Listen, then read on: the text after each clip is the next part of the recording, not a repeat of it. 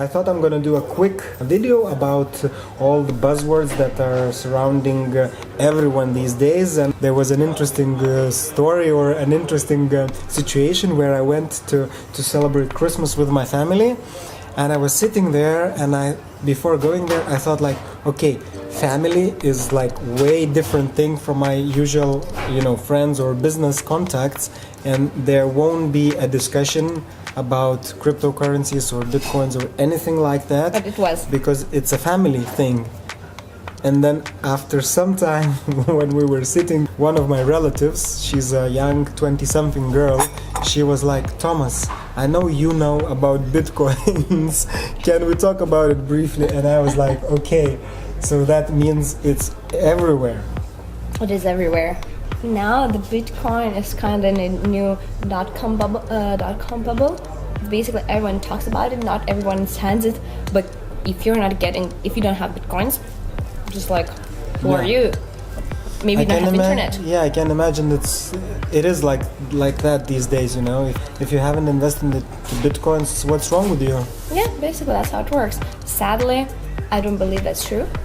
I think Bitcoin, even I work with Bitcoins and ICOs, I believe that it is just a big bubble and it's gonna burst sooner or later, because basically Bitcoin is not based on nothing. The value is kind of determined by how people believe in it. And let's say, for example, let's believe that this piece of lemon is worth something. If we make everyone here in this room believe it actually worth something, we can add value in it. Yeah. Basically, that's how Bitcoin works. And sooner or later, people will lose their trust in the currency, and then I believe there's going to be a lot of tears when people literally just going to lose their money. I believe there were quite some tears during this Christmas period as well. Oh yeah, a lot of people bought them for like, I don't know, 18,000, 20,000, and now it fell down to $13,000 per one Bitcoin. And yeah, there are a lot of funny stories and jokes in cryptocurrency forums when the mainstream, let's see, society bought them. Well, it's gonna go, 100,000. I think there is this one guy, he said he's gonna, cut his genitals off if Bitcoin is not gonna reach, 100,000. Okay. Per next year. I'll find you this article. You can share it later on.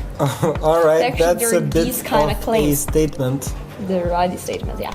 Let's explain to the audience, because I think that there are probably a lot of different articles and videos explaining what it is, but so let's talk about three things: ICOs, cryptocurrencies in general, and blockchain. So let's start with ICOs, which you said, and I quote, is a scam. It's mostly a scam, yeah. So let's first start with cryptocurrencies. So cryptocurrencies and alternative currencies, which are not like fiat money, euros, dollars, or pounds. They're basically currencies on the internet, and the value is usually determined by how we think. So for example, we all believe that lemon costs something. We can the same way believe that some kind of token worth one amount or the other amount. Mm-hmm. And here where Bitcoin comes, kind of the first cryptocurrency out there.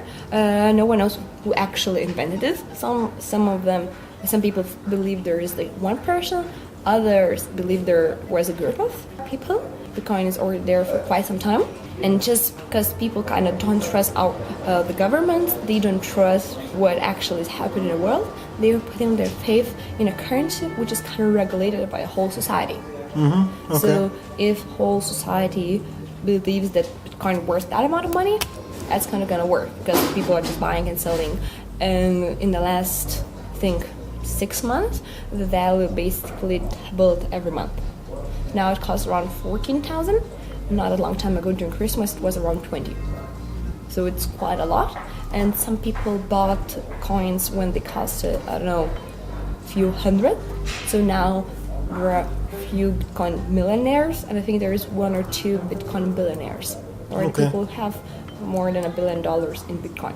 I've heard about it from one Lithuanian real estate analyst first of all, and then heard about it from some other people that that there are like a very few people who basically own the biggest amount of bitcoins, and it's like a big kind of play from their side with what's going on in the market. I've read a few days ago an article which states that around 1,000 people have, I think, 60% of all bitcoins, either 40 or 60, I don't remember, I think 60% of all bitcoins.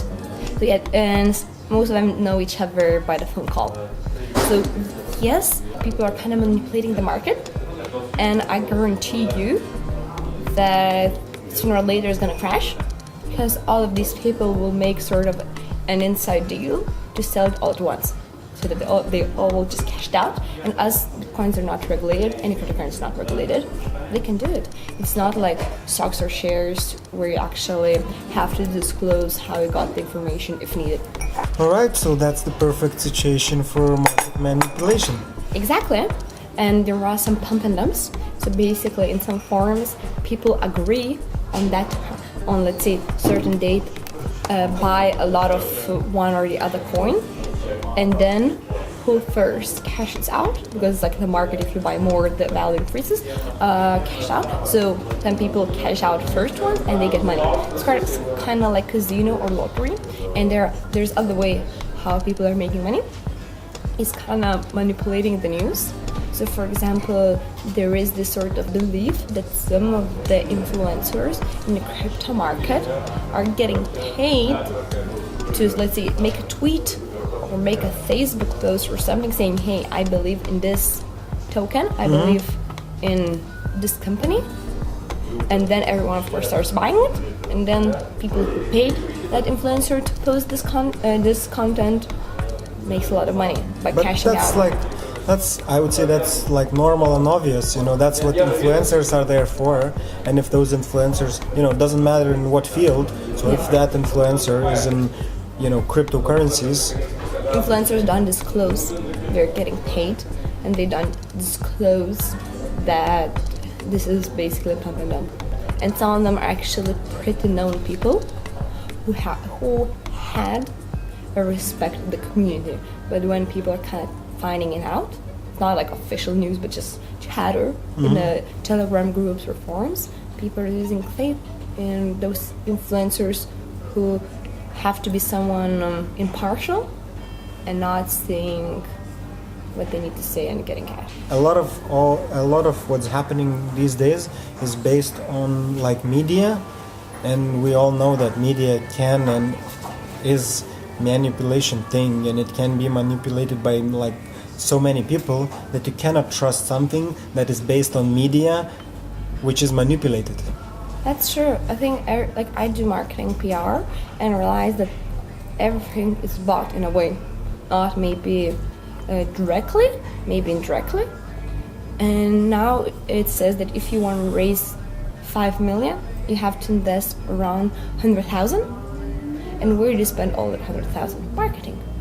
Because usually ICOs don't have their products yet, they don't have their MVPs. Very rarely they do. Of course they do, then they have more chances to raise money, and then less likely they're a scam. Most of them just put money into marketing, Google, Facebook ads, some paid PR, all getting influencers. For example, there was this one coin who got Paris Hilton to endorse them. Yeah, I've heard about it. So we all understand how it works there. Okay. Well, it's not a bad investment. I would say that, if you invest 100,000 and you get 5 million back with no obligations to do whatever. The only issue with this is your kind of reputation. ICO founders, team members, or people who are developing the products, they have to disclose who they are.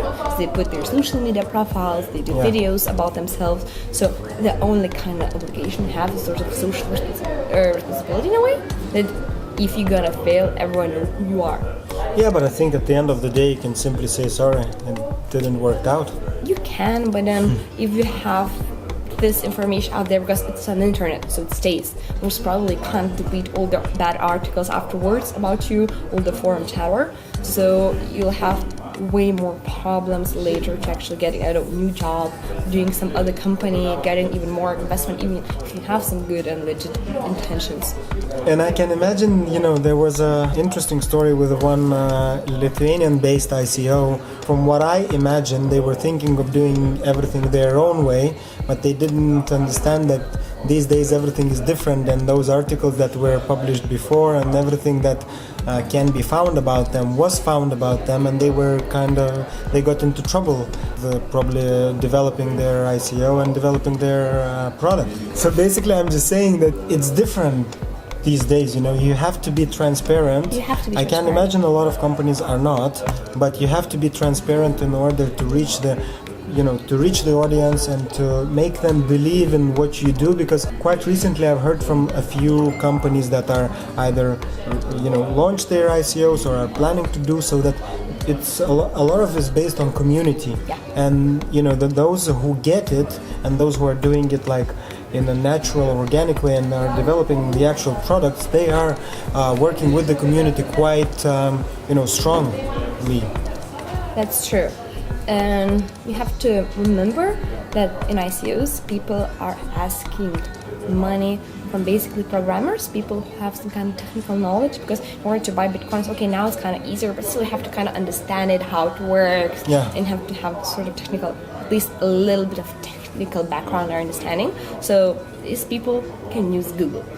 They can do the due diligence really, really well. And I'm part of few Telegram groups of people who basically have their own, let's say, a hobby to kind of choose any random ICO, do very thorough due diligence. If I'm talking purely, I mean, there are some people who actually, as I understood, work in some authorities and they have access to all the databases, and they just do it for fun. And then they kind of just present out there to the public. And they saw many ICOs get burned by these people. Okay. But that's basically their fault, not being transparent, not sharing their, let's say, history or their intention, and just some, say, Robin Hoods of the cryptocurrency world kind of putting out there so that investors will not get scammed. So I can imagine it's an interesting world, and it's an interesting time to be there now. It is. I believe we still have a year or maximum two between the big blurs, because first ICOs happened kind of a year ago, more or less, the first bigger ones. So usually these companies have at least a year or 2 years to actually develop their product. So 1 year passed. If, let's say, they're doing everything legitimately, all good, but if they're kind of scammers or have other, difficulties, issues, they might add, 6 months up to a year to sort of say, hey, we need a bit more time. So in a year, there are either going to be a lot of actual project and big boost.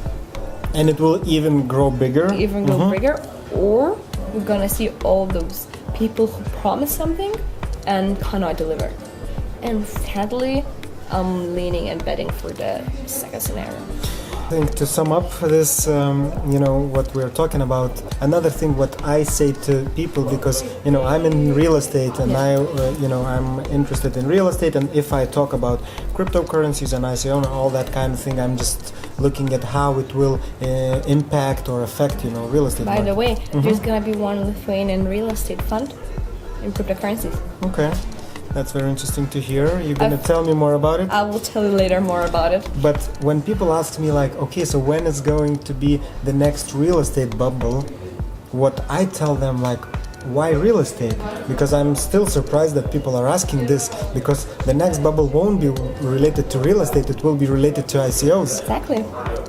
So in a year or two, sooner or later it's going to happen. So how I say in all my lectures or presentations, cash out while we can. All right. Well, I think that with this nice advice, and with us mentioning when is going to be the next bubble and who is going to be responsible for that, I thank you for being my guest. Thank you.